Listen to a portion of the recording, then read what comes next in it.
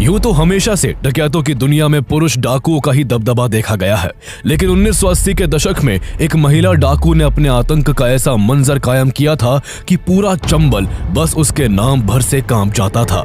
चंबल के भीड़ों में उसका राज चलता था, जहां का एक तिनका भी उसके इशारे के बिना हिल नहीं सकता था। उसके नाम की इस कदर दहशत थी कि जिस इलाके से उसका गैंग गुजरता वहां मातम छा जाता। घरों के दरवाजे बंद हो जाते, लोग काम करना छोड़ देते। ऐसा लगता मानो पूरे इलाके में किसी ने कर्फ्यू लगा दिया हो। लेकिन सबसे हैरत की बात यह थी कि उस महिला ने डकैती का यह रास्ता खुद नहीं चुना था, बल्कि हालातों ने उनको इस राह पर लाकर खड़ा कर दिया था। मात्र 11 साल की उम्र में उनकी 45 साल के अधेड़ आदमी से शादी कर दी गई थी, जिसने दिन रात उनका यौन शोषण किया। पति से जो जिल्लत मिली सो मिली। माँ बाप ने भी उन्हें परिवार पर कलंक बताकर किसी कुएं में डूब जाने को कह दिया। इतना कम नहीं था कि उनके सगे चाचा ने उन्हें मात्र 16 साल की छोटी सी उम्र में डाकुओं के हवाले कर दिया, और डाकुओं ने भी उन्हें नोच खाने में कोई कसर नहीं छोड़ी। लेकिन एकाएक वक्त ने करवट बदली और उस बेबस महिला ने कफन की तरह सर पर लाल कपड़ा बांधा, हाथ में बंदूक ली और दुनिया को उसी की भाषा में समझाने के लिए निकल पड़ी। जिस पति ने उन पर सितम ढाए थे उसे बीच चौराहे पर चाकू मार मार कर अधमरा कर दिया, और जिस बिरादरी के लोगों ने जिस गांव में हफ्तों तक उनकी आबरू लूटी थी, उन्होंने उसी गांव में जाकर उस बिरादरी के सब मर्दों को एक लाइन में खड़ा करके गोलियों से भून डाला।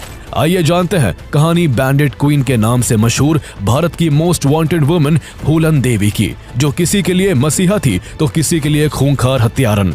और आखिर कैसे सरेआम दर्जनों लोगों को मौत के घाट उतार देने वाली फूलन देवी आगे चलकर देश की सांसद बन बैठी। The Robin Hood of Chambal, Phulan Devi, known for her brand of biblical justice. फूलन जब खुद अपने गैंग की सरदार बनी तो उसने बेहमई गांव के 22 ठाकुरों को मारकर खुद के साथ जुल्म का बदला ले लिया। However, her story of becoming the bandit queen is rarely ever discussed. आखिर कौन थी फूलन देवी?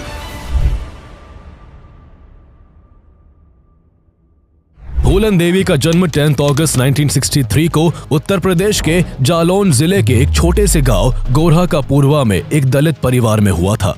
उनके पिता का नाम देवी दीन था, जो मल्ला कास्ट से बिलोंग करते थे।